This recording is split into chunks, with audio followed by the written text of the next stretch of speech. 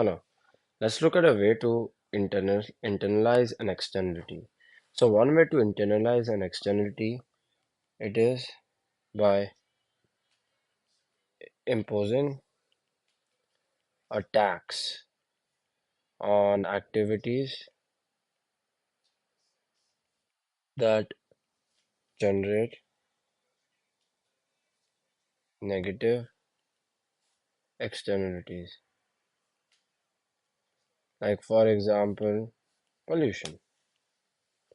So the